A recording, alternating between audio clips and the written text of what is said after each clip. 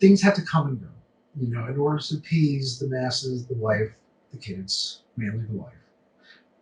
Things have to leave. So what's less than priority? How do I free up space for that toy? How do I budget to get that toy and come up with that excuse to come up with this? It's a strategy.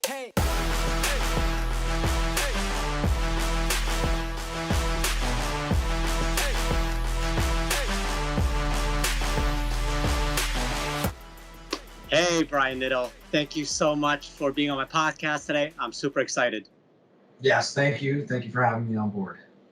Yeah, no worries. Okay, the first thing I gotta ask from a man to man, how does your hair stay so good in this time of quarantine? Wow. From man to man. Oh, man. This is just a train wreck, actually.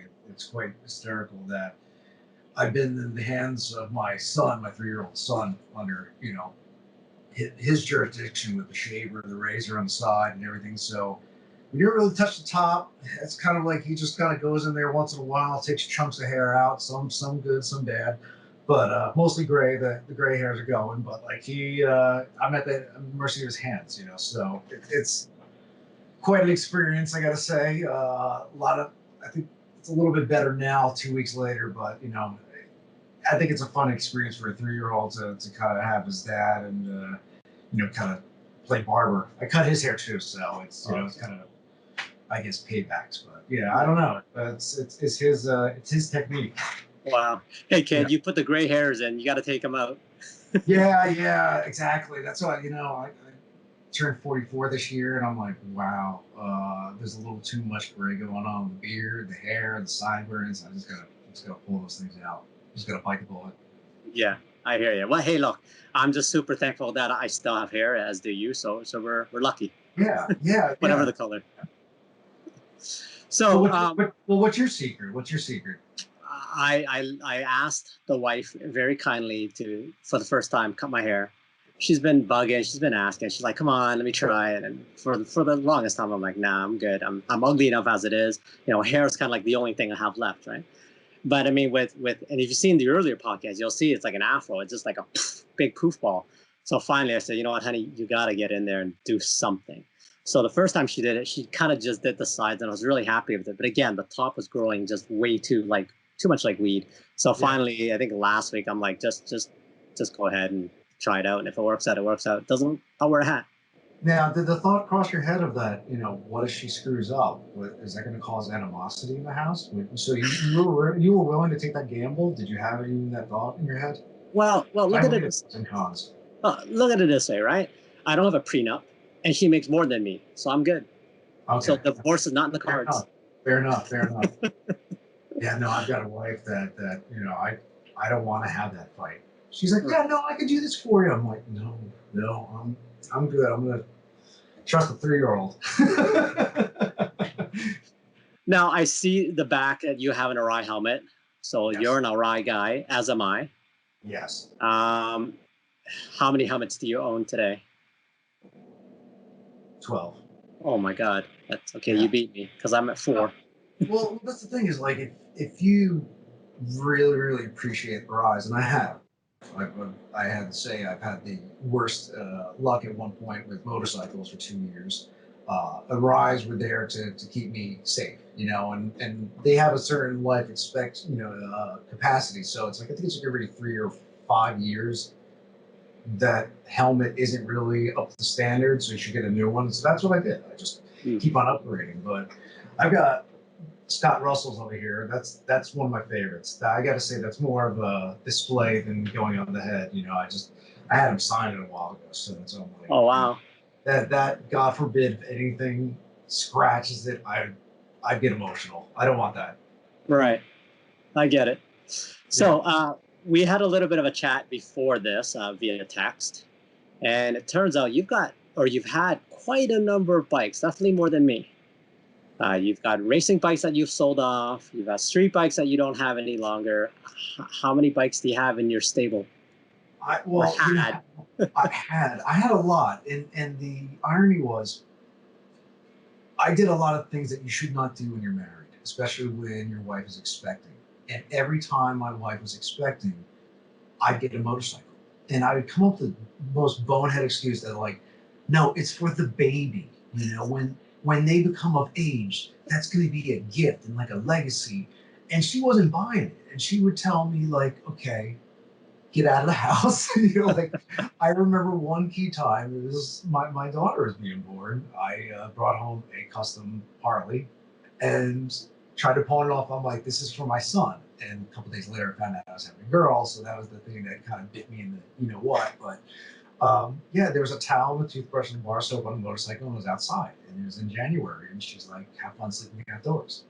And she was serious. So that's how I was like, you know, but long story short, you know, I have had a lot, but I've had to get rid of some again because the family's expanding. I have really no space in the garage. But my favorites are Ducatis. I've had a lot of Ducatis, and I like that dry clutch. I like the way it just starts, it runs, it just performs. I don't know. I feel like I have this emotional and physical bond with them. So I've had a lot of fun. A lot of fun on a lot of different platforms. So. That's interesting because I actually have a friend of mine who thought he was into Ducati. And he's kind of a snooty brand name kind of guy. And he's like, yeah, for sure, man. I'm getting a Ducati once I get the scratch. So I bought one. I actually think he bought it with his brother. So they shared a bike. Fine. And he goes, the first day I rode it, he goes, that dry clutch killed me. They did like a 60-kilometer ride. And he goes, that was it. I sold it like the next week. So I guess it's not for everybody. It's not for everybody, but here's the thing: is like I fell in love with it. But I rode when I first fell in love. I had an S4RS. It was a monster, so it was you know a little bit forward, but different kind of riding style. You know, more like a sport bike riding style. But I would go long distance. I'd go from New York City down to VIR and back on that bike. You know, How many miles? I don't know. I mean, how many hours? Yeah, probably about 6 to 7 hours on a motorcycle, you know, but I get off and yeah, I'd be walking a little funny, but I mean, it was such a nice bike. It was a thrilling bike and it was a responsive bike. And I just loved the way, to me, the torque, that's what it is. I like the torque on the Ducati. I like that low end grunt and just that sound. It just sounds like a Ferrari with two wheels. So I don't know. I've always been a sucker for two wheels. I've always been a sucker for motorcycles, dirt bikes, scooters, anything. What got you into motorcycles? Was it the dad? Was it a friend? It was my dad. It was definitely my dad. He, it's kind of, you know, when he would tell me the stories about it and kind of brag about it, I'm like, that's kind of like child endangerment. You could have gone to jail, but he would take me on the gas tank of his motorcycle. He had an Enduro, and you go around the block. And you know, if I was crying and fussing, you know, and I'm saying this, I was probably under a year, couple of months, 9 to 10 months. He'd put me on this motorcycle, the gas tank, and ride around the block, and I would calm down. And I'm thinking, how the hell could that be anything calming and soothing? You know, like a two-stroke Enduro around the block. You know, but on that note, like I've had motorcycles and certain dirt bikes and enduros around the house at an early age. My dad had like all these 70s and early 80s kind of like 350s, like weird odd numbered enduros. But I just fell in love with them and just kind of always saw this, you know, kind of cool spectacle or almost like this choreographed kind of style in sport bikes and racing. And I always found that intriguing at an early age, the way they would come around a corner, you'd see them silhouetting. And I'm just like, wow. I don't know. I picked up on that at an early age. I think it was like 7 or 8. I just started getting into like Grand Prix racing and just F1 and everything that had two wheels, you know, or three wheels. ATCs and ATVs were big, you know, in the 80s. And God, I was in love with that too. So it was just like anything to be kind of reckless on. That I think that was the big draw. You know, like I could be a little bit reckless, but a little bit responsible at times. I could just pin it, you know, and see what happens. And, you know, let's put it this way: I haven't had a lot of luck on dirt bikes. Street bikes, a little bit more luck. Dirt hurts. Right. So you've ridden. I know you've done some. I guess you've done some racing or track days, or have you? Yeah, I've done track days. And the interesting thing is I was late in the game and kind of doing track days. I didn't get really track time in my 30s. But I observed a lot. Being around like AMA culture and either club events, race events that are AMA sanctioned, or these private, kind of track day clubs, and maybe, even shooting photography for them. I observed certain techniques, and so I wanted to get out. After observing for almost like a year or two before getting on a sport bike on the track, I wanted to see how riding styles, doing certain things, watching, where the brake markers were. So I wanted to kind of see what kind of technique I could kind of poach and then apply. And then once I got on track, I'm like, wow, I'm never riding on the street. But actually, that's very hypocritical, because I've been on the street for about 3 years now and enjoying it. Knock on wood, things are good. All right. Now, we'll trade some speeding ticket stories, okay? I'm sure you have had at least one. Oh, I've had one, and it was a stupid one too. Stupid. All right, I'll tell you mine very quickly, and then you can tell me if who's the winner, okay? Okay. So I'm doing, this is in kilometers. I'll put up the miles in post, okay? I was doing 110 kilometers in a 40-kilometer zone. So that's like, I don't know, 40 mile over, I guess. Yeah. Which, it's a lot considering this is in, town. But it wasn't like an empty stretch of the road. It was really an industrial area. And I remember the day like it was yesterday. It was April 30th. And I had full racing leathers on. I had the boots. I had the gloves. I had a nice helmet. So from a cop from a layman standpoint, this guy looks like he's ready to go to the track. And I blew by him, doing 70 over, which is, insane amount. Anyways, he comes there and he stops me. I stop my bike and goes, "Where are you going?" I said, "I'm going home." He goes, "Okay, let me see your license." Now, my license, where the home address is on my license, is in the opposite direction of where I actually lived. I lived out west, but where I was going east, and the address showed east. He goes, "You're going home. You're like half an hour away from home. How can you be going home?"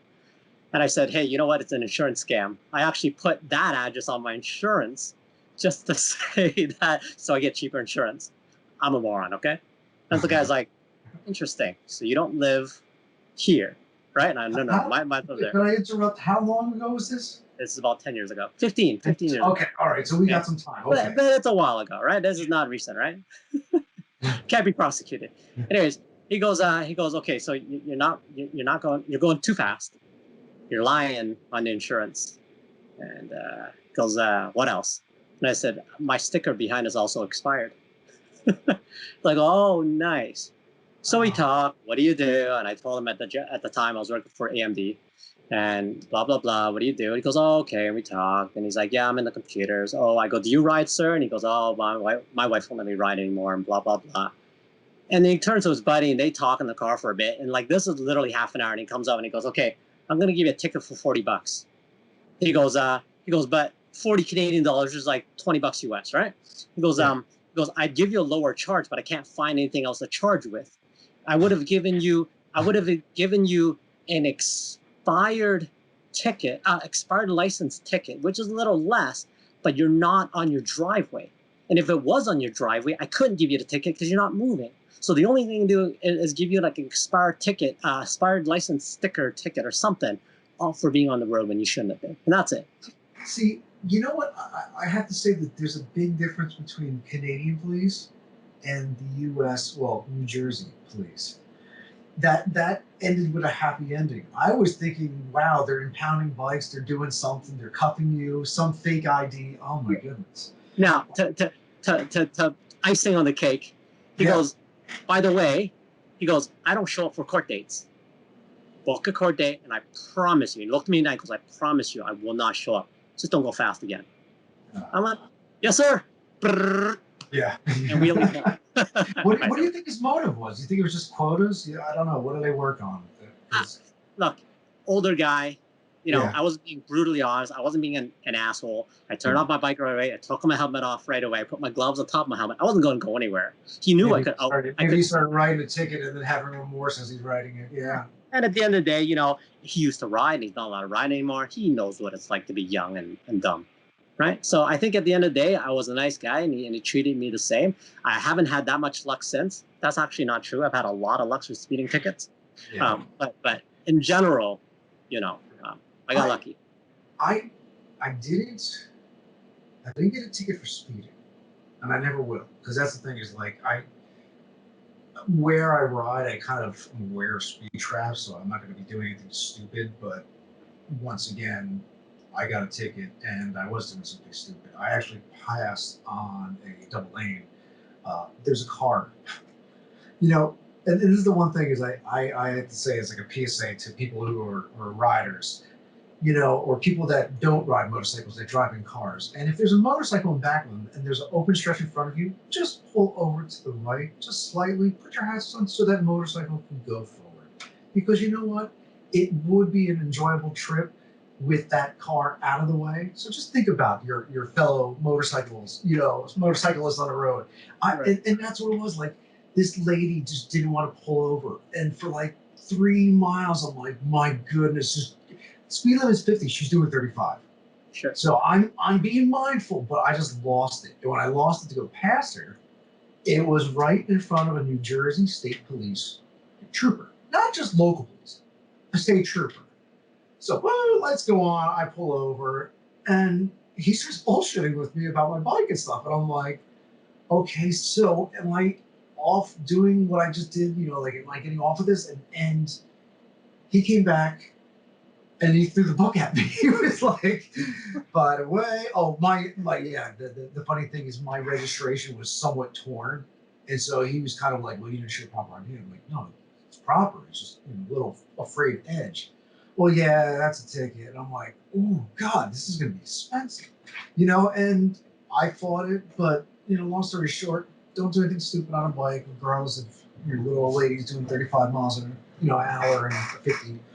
You know, just stay cool. You know, enjoy the ride, enjoy the view. You know, you're jealous of you because you don't have a windshield in front of you. You're just enjoying the nice panoramic view in front of you without Yeah. obstruction. Yeah, I get that. So you've had a lot of bikes. What do you currently ride today? Do you have a one? Do you have five? I mean, I have a Ducati XDuavel, and I have to say that's, you know, I feel like yes, I'm getting older, but that's maybe a mature kind of bike to ride. And I noticed at one point last year was using it as a daily driver or daily rider, daily bike just in and out of Manhattan. It was so convenient, so smooth, but yet when it was playtime, it was just like a flick of a switch and just go and talk about torque. You know, like there's a couple of times I'm like, oh wow, that's a pucker moment. Like I didn't expect the bike to do that. You know, and it's pretty damn fast. It's like a land rocket. So that's what thrills me now. You know, and then I come home to two screaming kids, wife that's yelling at me. I have my moment of zen for about 35 minutes on the road. I think that's the difference between you and I still think I'm young. I'm not going to tell you my age, but I still think I'm young, and I still got the crotch rock, and I'm still leaning over like this. And maybe that's why I only ride like 6 times a year if I'm lucky.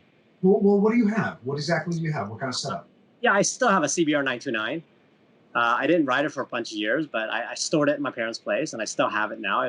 I've moved with it like 3 times. I moved it 3 times, so I still have it. I still ride it. Long story short is part of it is because from where and I've told this in the podcast before, where I live and where my work is, it's a straight highway. Yeah. So really, I can do 80 miles on the highway, and like, okay, fine, I'll get a ticket for sure. First of all, and number two, it's like it's not really fun. So I'd rather be in my car listening to a podcast, listen to music. So I barely ride, and I think I'm old enough that I don't ride with people. Yeah. I find it more of a hassle. Like, you know, when you're young and you're 20, you've got like a pack of 50 guys and girls, and you got, you know, your girlfriend in the back. Yay, it's fun. But now that I'm older, I'm like, I don't want them to hit me. I already have to worry about all the guys in the cars. I just don't need a fellow biker to cut me off and do something dumb, right? I could agree with you on that because I'm on the fence about riding with certain people. You know, like if they don't know how to be staggered, they don't know how to kind of address themselves and you know, let's put it this way: if they're the guy that kind of wakes up and just gets on their bike, doesn't check like certain things like the brakes work, tire pressure, all those little things. Like I'm a performance guy. Like, you don't go through the motions before you get on a bike and get on the street and don't check things, I think you're stupid. Yeah. So if you're that guy that does, okay, I'm just going to turn the bike on, just assume everything works, and then get in a large crowd and start screwing around, not paying attention, yeah, stay over there. You're here, I'm there. I'm the farthest away from you. I don't like putting myself in situations, so that's what probably the solo ride is the best. Yeah. To me, I think it's the most cathartic. But it sounds like what you're looking for. I think you ever try like an adventure touring bike, like a Multistrada or a BMW 1200? No. No, I'm a sport bike guy through and through. See, I like sport bikes. Trust me. I mean, Yeah. to me, my appreciation for them is on the track. I really do like. I'm a fiddler. I like dialing in things like suspension. To me, having years around certain people in the paddock, it's like basics. Just start with the basics: tires, suspension. Make sure you can stop. Right. If you get that down pat through cornering and whatnot, your speed will just transpire. It will just come through, and that's what it is. I love dialing in sport bikes, but to me, it's like now that I have kids, my focus is get them on two wheels, most likely dirt, and then gravitate to a track, around like they're probably around 10 or 11, and then figure out how to work that sport bike angle. And they're like, well, they got this, and I need this. They're on 125s, and dad needs a 1200. Right. So you're grooming your kids to race or to ride. I'm grooming my kids just to be open-minded.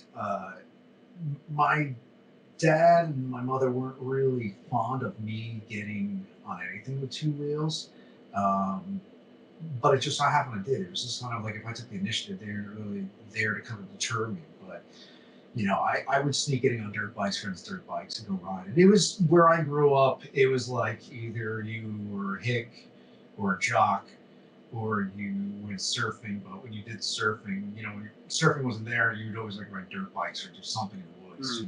Dirt trails or BMX and skateboarding. Like it was that kind of like coming of age. I just wanted to do everything, and that's what being on the dirt bike was so much fun. It was freedom. Like you can be a little kid and just pin it, go over a hill and jump and feel like you're freaking Evil Knievel. Yeah. And I could still remember to this day doing that on my next door neighbor's yard on his YZ80, pinning it fourth gear and hitting a tree branch, and I think I almost broke my rib. But like doing it all in front of my parents, who were finally discovering, putting two and two together, that I was sneaking out of the house to go ride my friend's dirt bike in his dirt trail. Right. And they were pissed. They called me red-handed. I knocked the wind out of myself, and it was like, I think I got yelled at for like a good solid year and a half of like, you're never doing anything motorized. Like, just stop. But I snuck it back into my life. So yeah. Did you grow up in Jersey, or did you grow up near the water so you can surf? Yeah. God, I hate saying this, but I have to say this. Where the show, The Jersey Shore, was conceived, is kind of like not too far away from where I grew up. I did have the opportunity to go to the Atlantic Ocean, like 20 minutes away from me. So that was beauty. And then the other beautiful things and aspects of living where I was is that, you had the pine barrens and the pine trees, and you had creeks and fresh water and places to go camp out and do whatever in the woods, and it was fun. It was just kind of like where I grew up. I actually grew up on a street called Railroad Avenue, and back was old railroad planks from like, God, when, but when they had a railroad set up, like an older steam engine railroad. And so if you took that down, it would be down like 4 or 5 miles down to a train trestle where there'd be water in a creek, and people go party there. So it was kind of like it had this '80s Stand By Me vibe. Interesting. So since I was growing up in the '80s and '90s in that area, it just seemed very kind of cinematic and fun, and just down to earth, but good clean fun. Nobody got up stupid. Yeah, if there was one sport I wanted to do, even now as an adult, it's surfing. I've done it once or twice, and I loved it. It's so pure. the connection with water. It's an awesome experience. And by no means could I surf. I mean, I literally did those, surfing classes where the wave is like this high and they push you and then you'd get up on the board for like maybe 10 seconds. You'd be like, yeah. But that feeling is, I don't know, man. I haven't found anything. See, surfing to me, everybody can surf. You just got to get a long, long plank, really thick, long rails on it. But everybody's got to try it once because it's the most exhilarating experience too. Like there's certain things that I enjoy, and surfing is one of them. And it's a damn shame I haven't been surfing a lot because it's my luck. Every time I have like a little bit of freedom to go with my longboards down the shore, there's no waves. There's nothing. Then I can return back to my house, and then it's like, oh my god, 5-6 foot waves came in. And it's like, yeah. But I've been blessed, like I said, to be close to the shore, and surfing was a big, kind of influence on me at an early age. So, but I never took it for granted, except for once, thinking it's cool to go surfing during a hurricane. No, it's not cool. Like, I don't care if you watch Point Break and get inspired. Like, you don't go surfing in really strong currents if you're not a good swimmer. And up a hard way. Dang. But surfing's fun, man. It's I think it's like a spiritual connection. I think that's what you feel. Yeah, for sure. Okay, so let's talk about bikes for a second. You're on the Ducati now. I know you've had race bikes in the past that you've sold. Do you have a unicorn out there, a bike that you're like, dang it, I wish I had, but in your heart of hearts, you will never own? Do you have that kind of bike? See, I've had like this idea that I do want to own it, but I don't know. I think I'm going to have to just either put a child up for adoption or black market selling. But, I'm like, maybe I have to sell a kidney, but it's got to be Lars Caparassi's MotoGP bike. I think it was 2006. Wow. I don't know. Maybe I'm totally off by that. Actually, you know what? I think probably the one obtainable bike that I like is the Parts Unlimited Ducati, the 999s. Those are the bikes that really kind of like was hook, line, sinker for me. Watching Ben Bostrom and Neil Hodgkins on the Ducatis was like, damn, they didn't have the best results, but they had their moments, and it was really cool to see them and hear them, and then see others like Larry Pegman get on them, and they were just, to me, like wild Italian bikes, again, just mixed results, and I thought that was entertaining, and so that was kind of just the coolest thing to watch and see it close. That was the hook. For me, my unicorn is the RZ350 from way back in the day. Yeah. It was, I kind of grew up at the end of the two-stroke era, and I've always wanted to own a two-stroke bike. And I never wanted a 500 for whatever reason. I figured, I'm a skinny guy, the 350 would be it. Yeah. And and I still like it in blue and yellow. I can't remember the name or the combination of colors, but it was blue and yellow. And I'm like, oh, I still want one. I think I saw one for sale the other day, and I'm like, oh, it's only like a couple of grand. Yeah, that's the thing. Is like, two strokes are very finicky. To me, it's almost like a cat. You don't know what you're going to get. It can be calm. Everything can be chill, and then all of a sudden, it scratches you. It bites, and you're just like, wait, what happened? I thought we were calm. That is like a two-stroke, and that's where like, there's been opportunities for 250s in my area, track, race prepped, whatever, just cash on hand, and I'm like, oh, I don't want to get bit, but they're amazing bikes. They're amazing bikes. I love the response on them. That's why, if you were to get that, that'd be cool. I think that'd be a cool thing. I think that's achievable. I think you can. What's the going rate for that? How much do you think you have to save? It's not the cost, right? It's the maintenance. Yeah. I'm not going to work on those bikes. Like, my wrenching days are over. You know what I mean? Yeah, but see, that's the thing, is that might be a bike that's like, as you mature, yes, you've got the wife, you got the kids, you can fiddle in your garage with the jetting, and you can fiddle here. It's like a bike you just finesse and just make sure and polish, even though it's hasn't moved into this, you're still polishing, you're still just finessing things, twerking this, that could be the it bike. That could be obtainable. You know, that's the thing is I think you could wrap your head around that. That might be a fun little experience. Yes, I don't have enough space in the garage to fiddle. Yeah. And if I'm in the garage, it's why aren't you cleaning the garage, right? There's no fiddling. And See, yeah, my thing is, things have to come and go. You know, in order to appease the masses, the wife, the kids, mainly the wife, things have to leave. So, what's less of a priority? How do I free up space for that toy? How do I budget to get that toy and come up with that excuse to come up with this?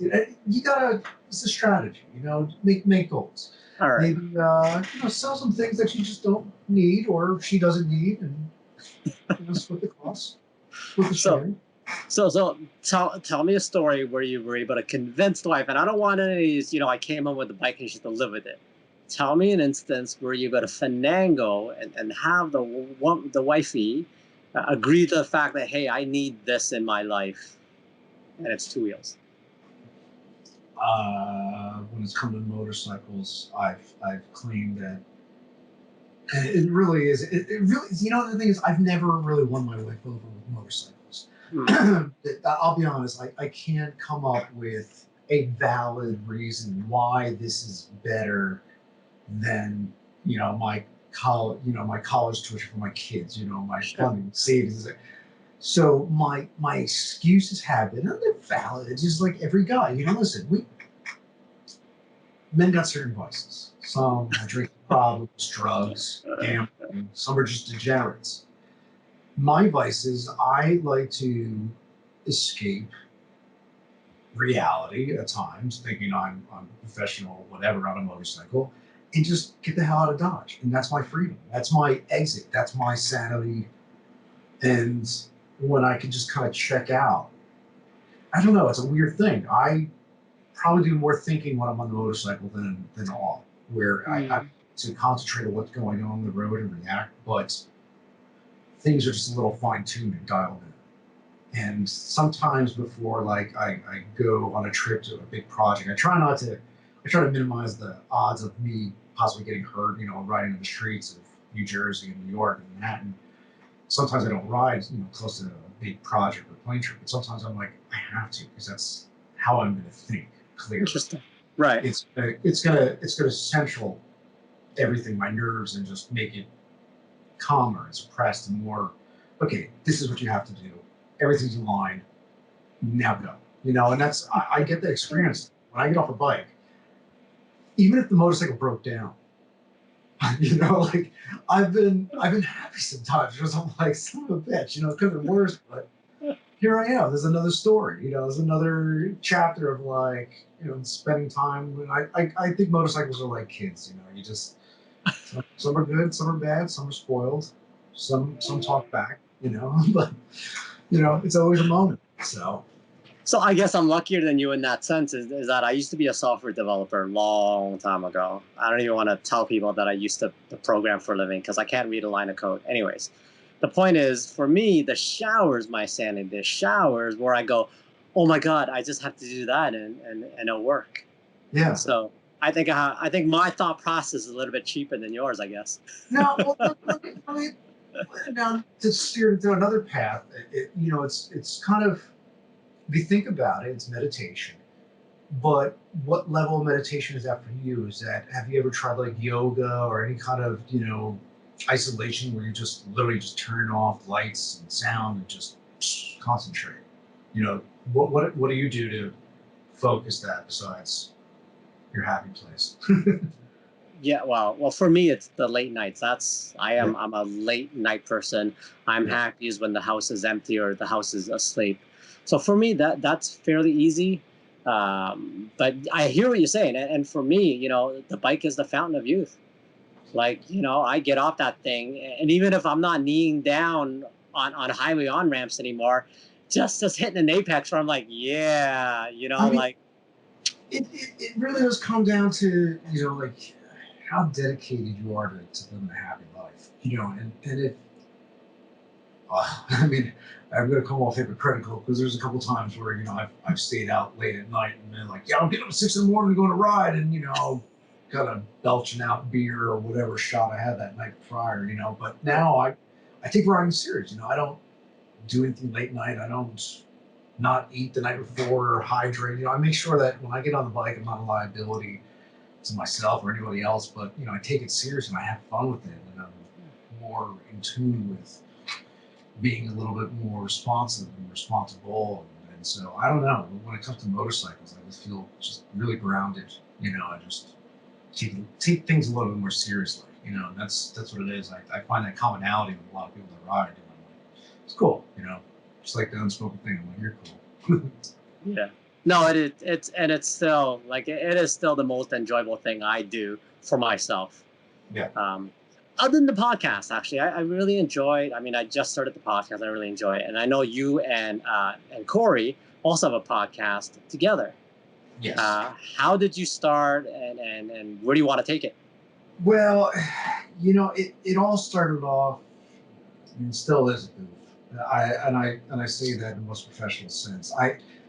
I just want to bring things out, you know, and the stories that I think, you know, sitting back and documenting or partaking or just, you know, being there at the right time.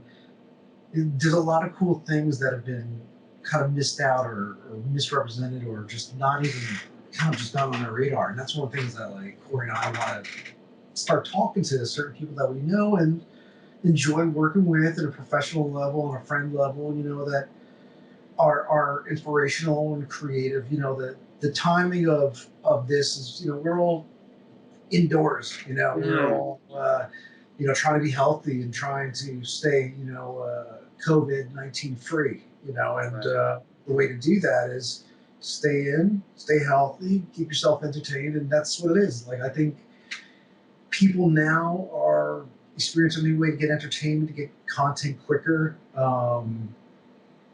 You know, I've been finding myself doing a little bit more different hobbies, and you know, I started getting into audiobooks and started getting into certain things like podcasts, and you know, like certain things got my attention, and that's what it was. I was like, you know, let's see where this goes, and still, I am enjoying it. You know, I want things to be discussed at a certain comfort level. You know, in the fact that, you know, when we talk, it's not going to be something that's going to be a low blow, or you know, we're not trying to dish or spread anything negative out there. You know, I want the content to be pure and thought provoking and positive. You know, some type of criticism here and there, but in a professionally positive way. You know, and yeah. I think, you know, so far what we're trying to tap into is just, you know, I think we just want to see who's out there that we feel, you know, is inspirational. And there's a lot of people out there, and the fondness is that everybody's wrapping their head about, you know, remote, you know, interviewing, remote ways of communication. I'm like, man, this technology's been out for I don't know how many years, you know, but okay, if this is going to be the cool thing, you know, and you know, so be it. You know, everybody's getting on board and making time and effort to communicate and talk to one another. And I think that's the impact. You know, as humans right now, we need interaction. You know, this could be satisfying in one way or another. Maybe not. Maybe, you know, people might be repulsed with me on carrying and talking, but you know, it might be cathartic to some just to kind of pass the time. So. No, I agree with you. This is the time for long form conversations, and we don't have enough of it in this age of, you know, 5-minute YouTube clips, 30-second TikTok clips. Who's got the time to sit down and chat and have a meaningful chat without looking at your phone, without, you know, trying to do a billion other things on the side? I think A, it's needed, and B, it's appreciated by those who listen to the podcast. I think people enjoy that. I don't think it has to be manufactured, produced, you know, edited in a way that it's very quick. Those are great sound bites. I'm not saying don't have them. Yeah. But I'm comfortable with this long form, no cut. Let's just two guys have a hang. Yeah, because that's the thing is, you know, you can just find commonalities. And that's what it is. It's just bringing people together, and either like minds or dislike minds. I don't know. It's a format that I've knew about and really dove into until now. And it's like, well, sink or swim, and let's have fun with it, And I think that's the key thing is have fun with things because you never know where life takes you. Like each day you turn on the news, it's like good news, bad news. Oh no, it's bad news. Oh wait, it's even worse. So it's like every day should be somewhat fun and appreciative and rewarding. And if it could be certain things and certain energies and actions, so be it. It's about time certain things get a little bit more positive and interesting. The brain's got to be stimulated. That's what I say. I have a question about. I was looking and listening to you talk, and I noticed in the background you've got like a nice big camera. I guess is it a video camera? Yeah. I got a couple of cameras sitting around. Yeah. I'm a big fan of the Sonys. Okay. And for whatever reason, and it's true even for an amateur like me, okay, there's a certain level of satisfaction when you produce even a 30-second clip, even a 5-second clip, where it's the perfect edit. And this, and the music is right, that the cut is spot on, whatever it is, right? I'm an amateur, but why do you think that is? Because I bet you, if I ask you, you still get a kick out of it. You still will go, oh my God, this is amazing. And you'll sit back for like a second. You're like, yeah, I nailed it. This is good. Why is that? Where's that from? Well, it's kind of weird. And I say this because I think very strategic, not like I envision all these things and they come true, but when they do, and if it's calculated well, I love seeing that end product in post where I like to think like if I'm going to be creative, especially at the track, depending on whatever format, sometimes it's everything together at once, like photos, video, this and that, interviews and B-roll and different type of lenses and all these approach and drones. And sometimes that gets, very, very hectic upstairs in the head, to process and coordinate and get like, certain things done in 3 days. It's something that I think about prior with like music and certain things that inspire me, whether it's a film or a music video or something that inspired me as an early age as a kid. I was always inspired with Japanese and Korean animation and cartoons, like in comic books. For some odd reason, it was just in my house, and like certain imagery then and now still inspire me. For example, I have to. I'm a big Sega fan, but most importantly, Sonic. I love Sonic, and those little things from the '80s. Like I don't know, I use that as something inspirational, and so, when I think of photography, I think of like just dropping shutter real low and just having a nice blast and blur of just colors, and you can still see something, distinct in that blur, but just a big flash. And, right. It's a little of everything, but having that choreographed in my head and trying to get shots and continuity as far as movement and camera movement and blending cuts and action, what you get, and then put it in post with music or whatever. There's been a couple times where I'm just like, yeah, it's nice. And it's nice, but it's not, I've never had, oh, I was just there and it just so happens the camera's on it. It was always something choreographed days prior. And I have to say, if it wasn't for being around certain paddocks for years, it's almost it's hard. It's a hard thing to kind of get a good video, as a one-man band. For people that do that single camera, try to tell a story over a race weekend, over multiple individuals, and multiple content that's going on in action. It's difficult. It's difficult. Yeah. You have to be your own producer, director, and make sure you're diligent. I would never really eat, during a race weekend. because it was like there's always something to do that you can tell the story to get to Yeah. that shot. Be the first one there before that other camera sticks it to you, and you can't get that shot. Yeah. Because you've been thinking about that shot for about 2 weeks now, and if you don't get that shot, you're never gonna freaking let it down. And so, like, having that pressure, and I don't have voices in my head, but having that pressure to get there, and then once you get into a nice hot little video, it's rewarding. But I have this kind of firm belief that these 30-second to minute videos are hopefully going to be, I don't know, think of the past soon. I'm going back to and enjoying telling stories, longer format. Mm. And if so be it, if it's over 2 minutes, great, because that's the thing is sometimes stories and content, you can't force it. Right. We're talking here free flowing.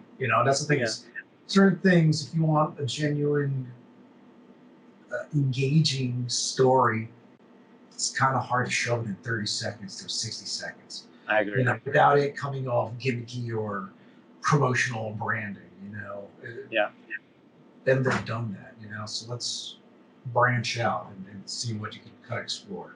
So Yeah, well, you've been inserted. You've been in the paddock for many years. Is there a favorite rider, favorite team that you like to follow from a cinematography standpoint? I don't mean like the guy's a cool guy or he's accessible, but just for whatever reason, when you shoot him or her, the camera just likes being on that person. Is there a person like that? I can make this a two-part answer if you're okay, because it's different with different as far as sources. Like photography wise, yeah, my camera loved Josh Hayes, and I got to give him accolades because he's the one that kind of said, "Hey, buddy, like I like what you're doing. I can help you out." And for somebody to kind of be genuine and sincere like that, I was like, "What's the gimmick here? What what's the catch?" And he literally just like introduced me to people that really helped my career out tremendously. And at the time, I was expecting. Actually, yeah, my daughter was born actually a couple weeks earlier, during that whole commitment of jobs that he introduced me to. And the people that he introduced me to were so genuine and nice that they sent me like a little Yamaha like onesie for my daughter. Like. wow. But on that note, like photography, it's definitely Josh Hayes, Cameron Bovier, Dane Westby. I have a lot of good images of Dane Westby, Tommy Acrino, Danny Eslick. Danny Eslick, for some reason, I when he was in a Buell. And then we won the Daytona on the Triumph. Those where I got like a really good shot of him just burn out, and then him jumping into, this party bus on the side of this one turn, and he literally jumps the fence and goes right into it and starts, but I was like, it was one of those things that you knew something was going to go down in this area, but, if you're not, accustomed to that race, you never know. But being there for a couple of years, and I'm just like something, my spidey sense is going off, and it did. I got really good shots of Danny Eslick. Ben Bostrom, I gotta say, he, between him being on Ducati, being on Yamahas, the Jordan team, like I think that was Suzuki. Yeah, he was on Jordan Suzuki. The color schemes out there, white and purple. And then he had one that was in red and white, and it was just like, wow. Yeah. As far as like newer, Tony Elias, man, Yosh bikes, those goddamn Yosh bikes.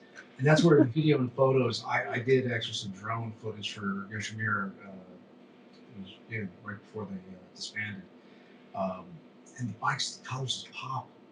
The bike too, Roger Hayden on that bike, oh my God, like, I felt like, it was like every time I shoot Tony Elias or Roger Hayden, whatever track it was like Zoolander. Like they knew I was there, or like my cameras just loved them because I just get them perfect form coming in frame and out of frame every time. I mean, I've got B-roll and I'm like, man, these guys are on it. And that's what really I give admiration to, because these guys are professionals.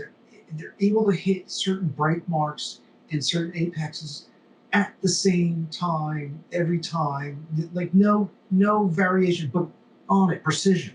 Yeah. And I'd sit back, and sometimes I consider this like amateur hour. When you start, reviewing, your photos or video, whatever, at the track, I'm like, I'm very like anti that, but I had to do that because I'm like, dude, that was some good shit. And all of a sudden I'm like, yeah, that's even better shit. Yeah, like, geeking out of here. But that two combination, I remember actually it was Pittsburgh. Roger came back, Mickey Hayden passed away. Roger came back, and you just felt that it wasn't negative energy, but you felt the energy around him. You didn't want to ask if everything's right, but I was able to talk to him afterwards. I felt professionally. I don't care what soundbite, who you're working for, what they want. You give the man respect. You give him his distance. I don't care if shit on a human level. Man just lost his brother, so very carefully and tactfully I spoke to him after, the race, a couple minutes, but he came back to win. And that was just powerful, moving. It was like, whoa, it was his race. It was his race. Like, soon as he got on that start, I was like, he's doing this. And just being at certain areas of that track, I was able to get just good continuity as far as shots, reversals, and certain things of him just getting off the bike and just, to the crowd, and the crowd was roaring. And I was like, man, this is good stuff. And that's where you got to enjoy the moments like that for granted. You don't take it for granted, because there's a lot of cool moments in motorsports, and now it's like, we're all itching to get back in racing, and it's like, oh man. When you have those moments, you want more moments, so it's kind of like, I hope things get moving, the world gets going, and we all get healthy, and God bless us, let's go racing. Yeah, no, I hear you. I asked the same question to Derek Keys, who's a crew chief for RG Racing. He's also a Kawasaki test rider. Anyways, I said, what's that going to be like when they're racing and there's nobody around? I go, do riders feed off that? The crowd? And he's like, sure. There are riders who feed off the energy of the crowd. And, Road America's got some of the best crowds, is what he's telling me. Yeah. And he's like, yeah, it's going to be odd. When you get off the bike, you're on the podium, and you've got 6 people cheering. And they're all standing, 12 feet apart. So, I don't know, man. That's going to be an odd shot. That's the thing, is that Road America is the first round of American road racing, and that's the one place. Oh my God, the crowd! Everything I say this, and I say this on behalf of Corey Coulter, he may have mentioned it. I'm not even sure. He loves Road America. I love Road America. It's the people there, that even the facility, the staff there, they're awesome. These are people that you just go to afterwards. I don't know, well, let's get a beer and shoot the shit, and it's like that atmosphere. Everybody's chill. Everybody's cool. Everybody looks out for each other. Yeah. And to have that in a minimal sense, I don't know. I'm just, yes, everybody like to be there. Everybody like to experience the crowd, but you know what? You get what you get. You take what you get, and you smile, and just move on. I mean, they're coming back. So whatever you missed out, you get to see it a month later. So, but on that note, it's one of those things that I think, as far as the human race, like, we thrive for energy, and to get that energy back out there. I mean, it might be a blessing, to get these teams together, because everybody's chopping at the bit, and you don't want the bit to get rusty. Nobody's been training. I mean, who's been training? Who's been doing whatever? Just get out there. Maybe that's the equal common, common, I guess it's like riding in the rain. It's like racing in the rain. Yeah. Maybe that's just everybody that was starting off here. Maybe they're here. So I don't know. But I'm ecstatic about seeing certain riders do things. Garrett Gerloff, to me, with the World Superbike ride, Boy's got it. He's good. He's really good. He's got talent, and that's why I like to see him shine. Joe Roberts, when he was in the AMA, like sometimes his ride worked and sometimes it didn't. You could tell it was either the bike, and it wasn't really him.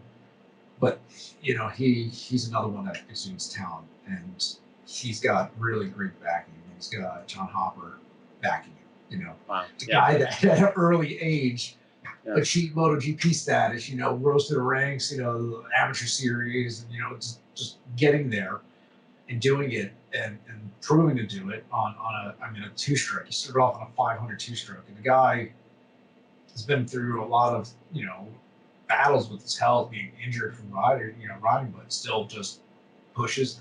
That's a guy you want in your corner, and that's where like Joe Roberts. I'd like to see him just hold on to that momentum he had in the last race. I don't know how he's held on to, but just keep it in a ball and just go out there and just destroy, and have fun. And this year for Moto America, I don't know. It's tough out there. There's a lot of favorites. Cameron Bowie is always amazing. He's got so much talent on the bike. Tony Elias is another talented one. Yeah. Josh Herring. I like to see what he does with that BMW. Bobby Fong. Bobby Fong is, I've seen that rider progress. Right. And he's interesting.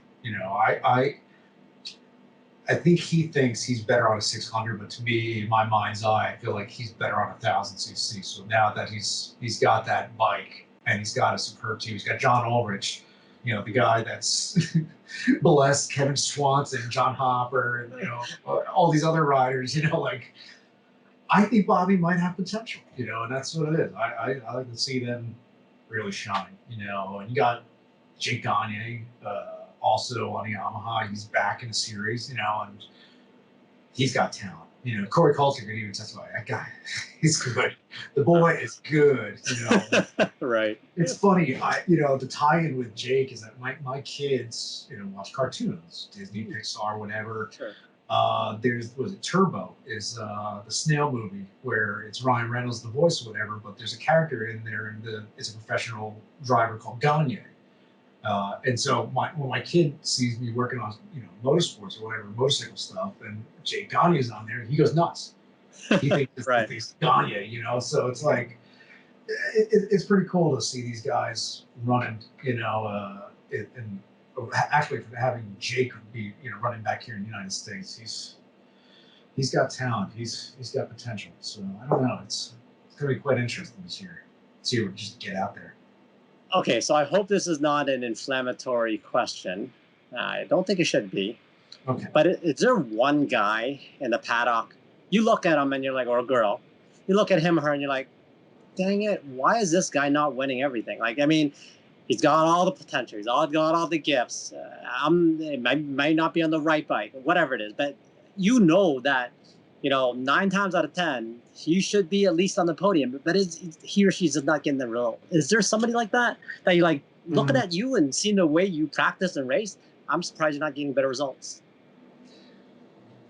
I'll be honest. Last year, I wasn't really around a lot of racing, Moto America races. So, as far as eyeballing people and seeing, what's what, I didn't really kind of pay attention. But the last several years watching and eyeballing people, thinking that, it's not them, it's the bike. Right. And that does happen, by the way. Sometimes. Danny Eslick? Danny Eslick? Danny? Damn, I gotta say, I've never seen anybody, and to me, he's the last of the golden era. He's the last of what I consider true grit. Not a cowboy, but a cowboy in the sense of riding and racing. Sure. Racing in the U.S. Racing whatever. You put me on this. Yeah, I'll take first.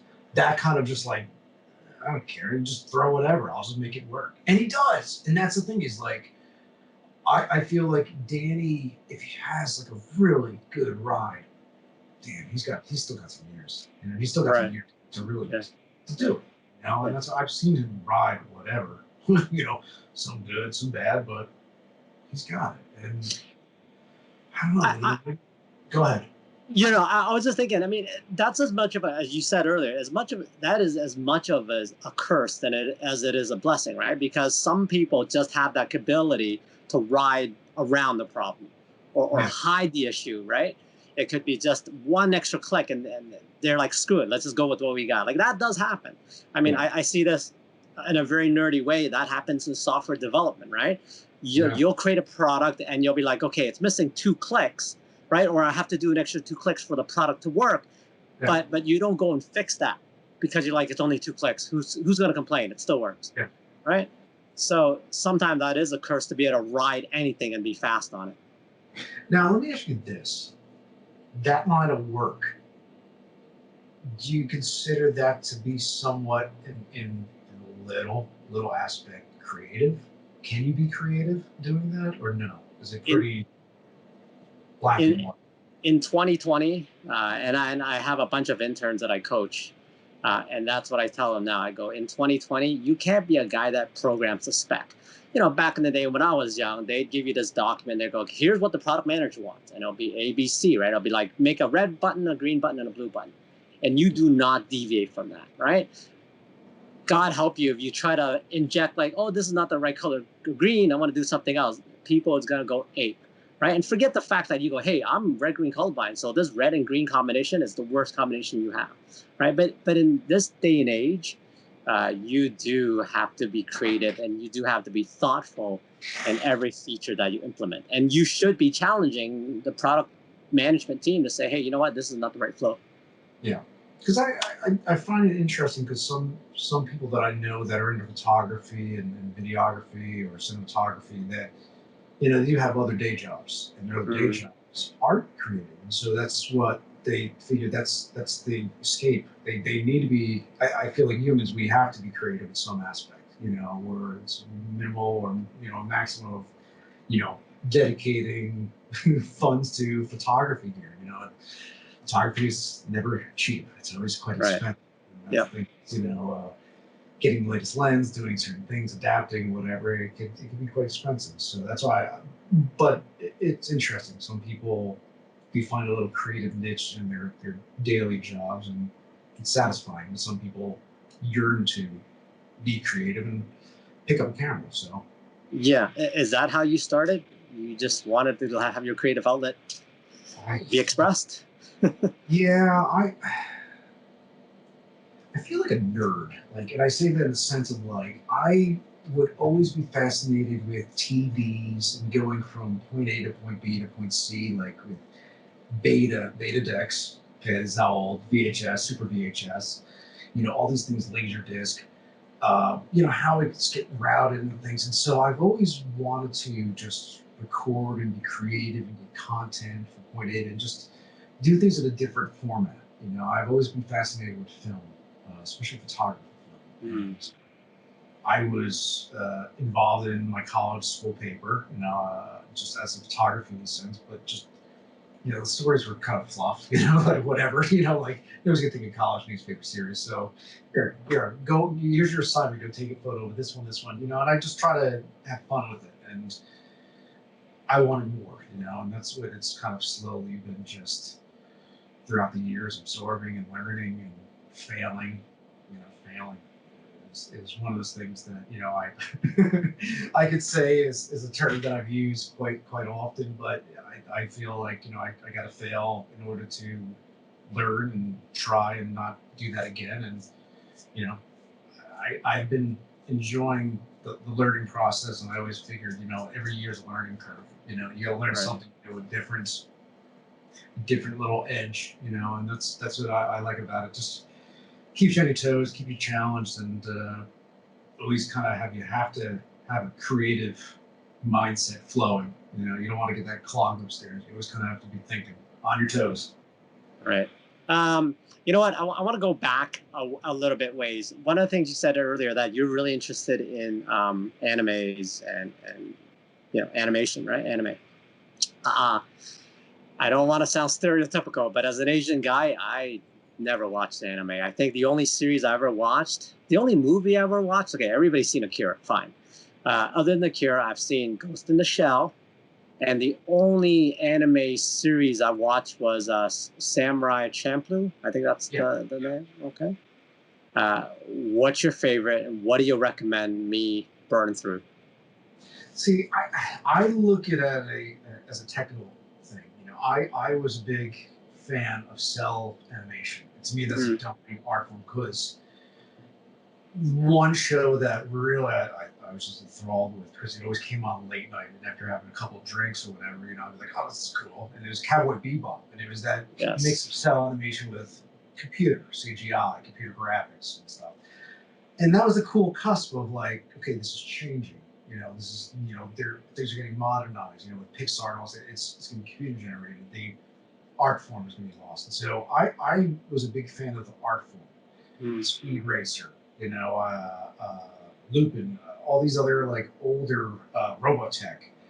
You know, I was always infatuated with the sketch, how they animated, how they did the process, and the crap behind the process. And that's where getting turned on at an early age to Japanese, Chinese, Korean art and animation, cartoon and comics. It was like similar to American style, but so different. And why is it so different? And that's what I appreciated more because it seemed like everything was a little bit, I guess, for the time period, glorified. Like the robots were bigger and meaner, and the demons were more just frightening, and it was gorier, you know, and it was a little taboo, you know, like at an early age. And I was like, oh, it's exciting, you know, like, and reading the stories, some of the storylines were pretty damn good, you know. And I was a kid that, you know, wasn't really, you know, too happy doing homework after school. I wanted to go hang out with friends, but you know, anything to get reading and get things active and thought active, you know, I thought was a good thing. So, you know, my parents were kind of like, all right, let's do this thing. But, you know, I always appreciated art and cartoons, and it's always been inspirational. You know, like Akira, you know, you mentioned everybody's seen it.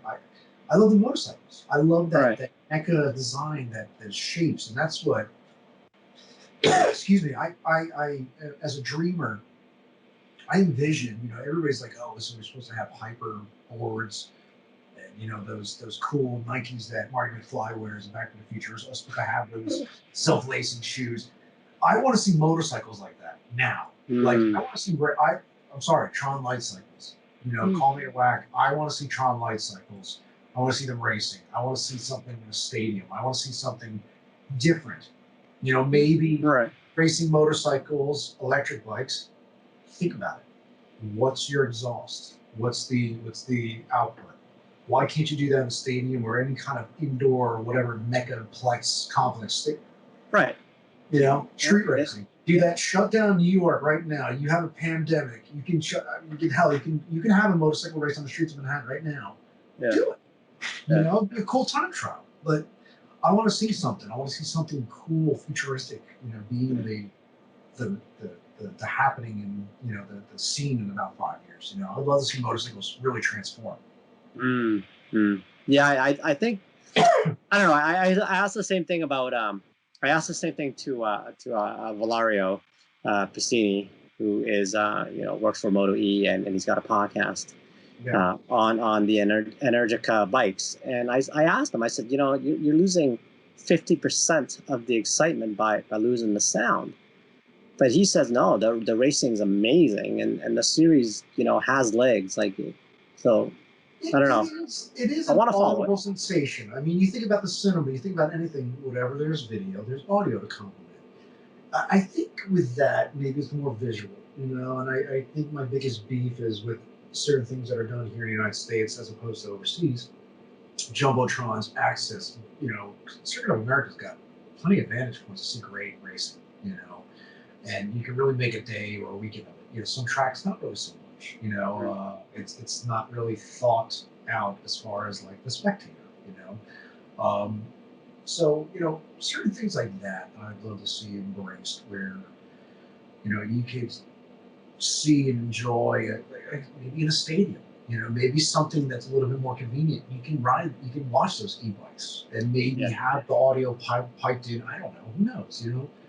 Is it really that big of a deal? I don't know. You know, maybe it is, maybe it isn't. But maybe that opens up the doorway of doing other things with it, making, instead of, kind of overcompensating. All right, we don't have audio, so it's going to be a visually stunning thing where Right. they might be able to have lights on the bike or run them indoors, or I don't Yeah. know. Yeah. Running at night with lights, neon Things. lights on the ground. I don't Okay. know. Yeah. Who knows? Why not? Yeah. I'm not paying for it. Yeah, exactly. Well, other than the fact the lights would take away from the battery because they only do like 8 laps. It doesn't have to be long. Just Right. maybe just volume. Just get different bikes. Maybe different battery packs. I don't know. I've always been a big fan of it. Formula One thing, the curse system. Where they can recoup that energy back through the braking and use it as a boost. Right. Let's start thinking. Let's start thinking forward. I've been a big fan of performance technology. There's a lot of bright minds here in the United States. Let's start hashing out plans. Yeah. Let's start a movement. Yeah. I have no problem. I don't want hoverboards. I want cool light cycles. I want bikes that I have a turbo button and I can go a certain speed and do whatever. Not like the common bikes we have now. So, do you think that's coming? A hybrid motorbike with a battery assist? I'm dreaming. I would hope so, but my fear is the economy is going to keep racing at like a flattened thing. I don't think it's going to progress. I think it's going to take millions, maybe billions of dollars to set up a platform, and then hopefully somebody gives and I hate to say it, shit about it. I don't think motorcycles are going to be that prevalent. They're big in Europe, they're big in Asia in certain areas. But is it really worth putting in that money for that future? Is it going to reciprocate? Like any business, do you want to just throw money away? No, you'd like to see some back.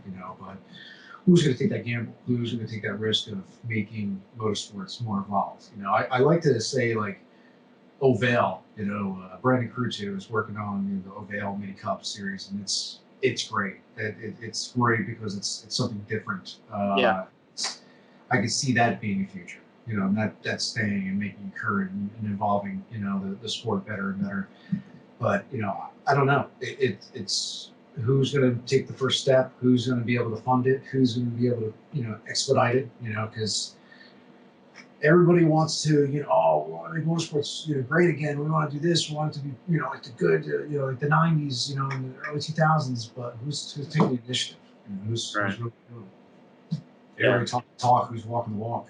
Yeah, and that's something I've asked multiple guests, and I guess I'll ask you is, why isn't it more popular than it is? I've had a lot of explanations. I've had a lot of ideas pitched to me as to why, and it comes down to, it seems like it comes down to multiple things. From there's not enough people, there's too many sports to watch. Why is that? What do you think? It's a regional thing. It's a regional thing because, like New York, New Jersey, in that area, I hate to say this, but my fellow New Jerseyans don't like motorcycles. Really? They have Cadillacs. They have big vehicles for their big families, and it's their road, not yours. They could be doing 45, but God forbid they're in that left lane and they don't want to come over because it's their road. They're entitled to it. And there's a lot of people that are like that. So motorsports is kind of frowned upon, and not really embraced. So, it's California. You can split lanes out there. Yeah, motorcycles great. They got a ton of tracks, ton of fans there. It's regional. It's in pockets. Or in Europe, motorcycles are embraced.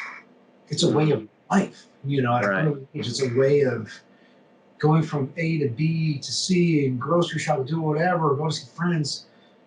And having fun and being cool with it and responsible and not being harassed by cops. It's just, being mindful. I mean, there's accidents that happen everywhere, but, it's just more embraced. I never felt more comfortable on a motorcycle overseas than I did in the United States. And that's God's honest truth. Like, me personally, I feel more comfortable riding in the streets of Manhattan any day of the week. As soon as I'm through the Lincoln Tunnel or George Washington Bridge or Holland, very few to Holland, but the tunnel or the bridge, once I'm in New York, I'm like, because I know how people drive. I know what the cabs and Ubers and what they're going to do. Everybody, it's free reign, but on a motorcycle, it's a little more nimble. New Jersey, I take out the rosary beads. I'm splashing myself in holy water as soon as I cross the bridge. I'm like, you don't know what because people decided to the road. So it's I don't know. It's a regional thing. You know, it's big in Florida, but you know, I don't know. I just think there has to be some type of risk and gamble with a creative look and a brand and the presence. And I think nobody's willing to take the gamble. You know, there's other sports, other motorsports that their name and rep out there, and you know, bash it all you want, but NASCAR has been doing a really good job. And sometimes they've got drivers that do things that are frowned upon, but the way they go about things, it's always current. They always do good. They're always talking about their charity work, and they really know how to cross brand and work different angles to get new viewers or loyalty, with their viewers. And it's not one of those things where we come to your town and it's like fair. We're here to you ever feel at a fair, you feel gypped, you throw a softball, just like in a basket, you always want to get that toy, but you don't because the basket's kind of like at a certain angle. You're not going to win. Right. You want to go and enjoy a race and have it rewarding and keep on coming back and making it economical for your family to keep it entertained and to be outdoors and disengage from an iPhone and an iPad. Sometimes doing so in certain races, it's in certain series, it's expensive. It's a vacation. It's a couple $1,000, just to go scream and holler and drink a couple beers. It's got to be thought out. How do we do this on a budget?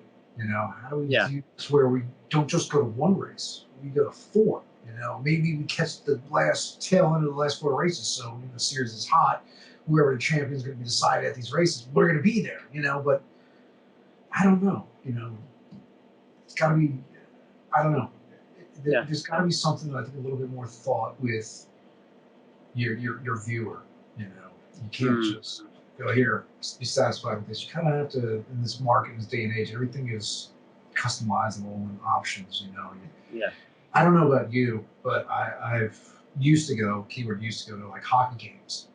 Hockey games to me were just like beer, hot dogs, the hamburgers. Now you go and you can get a la carte sushi and a Philly cheesesteak, this and this, and they've got all these different options. And I'm like, when did this get upscale? And that's the thing, is everything's getting upscale. The generation that was into those beer and hot dogs are in their 40s, 50s. And I like porta potties. They don't like corn dogs. Maybe I don't know. I do like a good corn dog. My thing is I don't know. What is it? What's it going to take? What's going to be the niche to keep this going? But I've got other fish to fry. It's a hard kind of sport. Two wheels is hard to kind of cover because it's the business aspect of things. It's hard to get work. It's hard to get consistent work. Sponsors come and go, budgets come and go. There's peaks and valleys. There's moments for seasons. There's a healthy budget. And then there's seasons there's no budget. Seasons where I got you next season. It's kind of like you're supposed to live and survive. So it's rough. At times covering certain things that you like in two wheels and four wheels. But with this day and age, it's everybody's thinking out of the box. So how do you go about your business in a different creative way? And I think that's going to be interesting to conquer. I've been wrapping my head around it. Right. So on that note, last question. With everything that's going on, we're going to be normalized eventually. What's the next project? What's the next thing you want to do to get out there? I've been kind of hitting off little bucket list things. Last year especially, I covered Pikes Peak. That was eye-opening. That is something where it's almost like you don't realize it until you're there, that you have to kind of have mountaineering skills and be adjusted to high altitude and dealing with the elements, which I've been covering races overseas. I covered the Isle of Man race years ago, and that was an interesting thing where I had to deal with weather and the elements and frightening conditions. I mean, being next to a area that a bike could just spill and take you out. Do you really want to risk being there? But you get 15 yards back and you're like, I'm still in the danger zone. It's crap, and it's I don't know. There's a couple worries. Like I was actually on board. I think the Baja 1000. I had a little taste of it right before everybody was quarantining. Myself, I was out covering the mid 400, and I've never been in the desert. And it's a different culture. It's a different breed of people. It's a different mindset.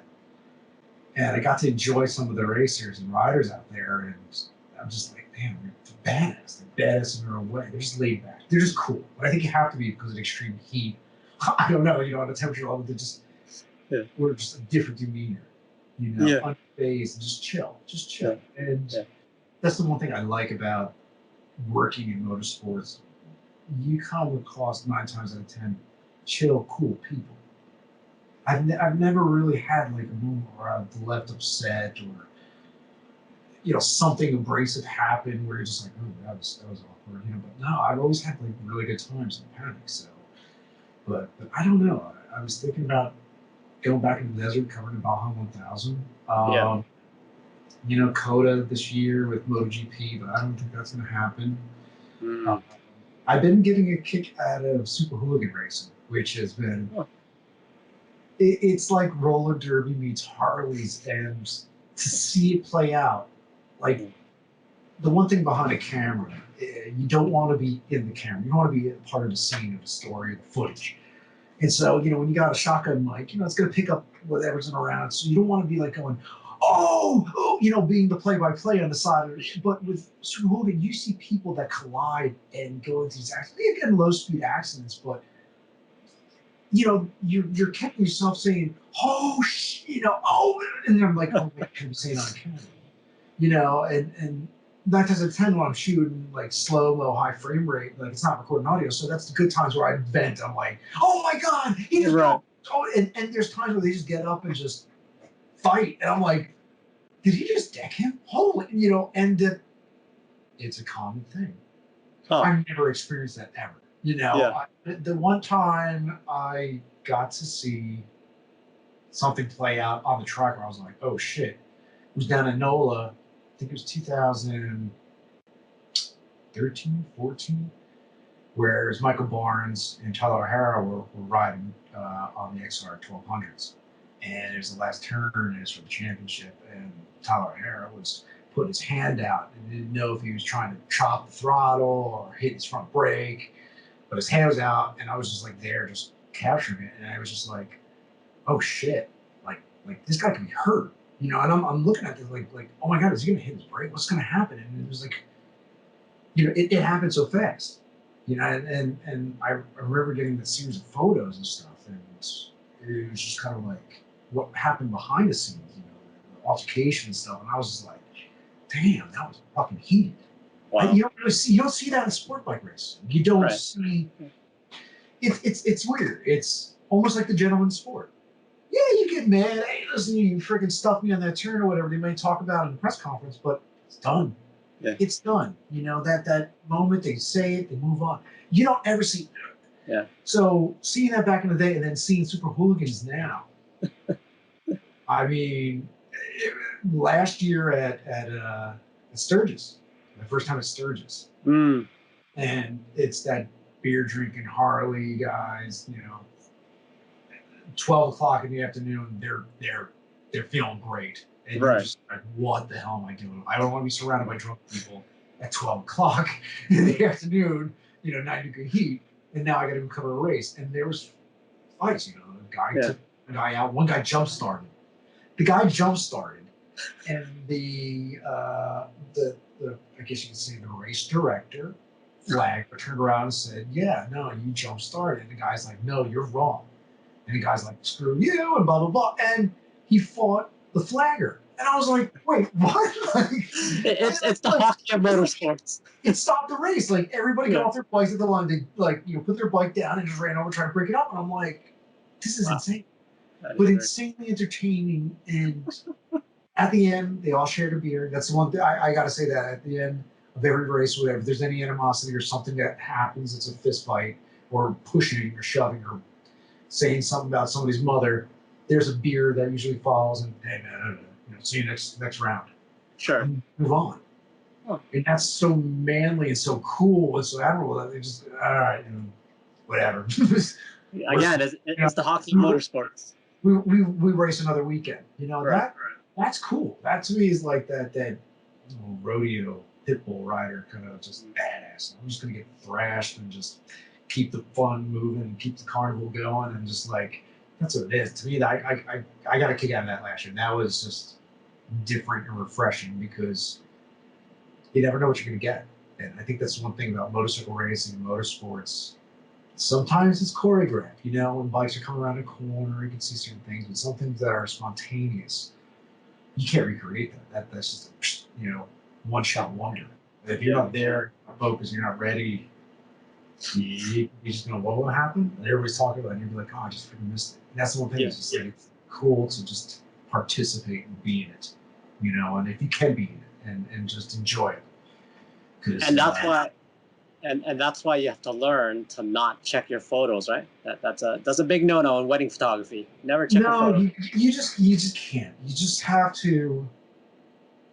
Whatever bullshit, and I say that, whatever disciplines you don't do, you're going to eventually pay. So if you don't spend time calibrating your lenses, cleaning your lenses, getting your cards, erased before you go out, so you have fresh cards and having fresh batteries charged and all this. If you don't have that discipline to get certain things done, you're not going to get good results, and shame on you. It's like when you show up, shoot to kill, like go out there hungry and just looking for different, like, okay, that guy's doing that, well, I can stand here, maybe I can catch this here, the light's a little bit better.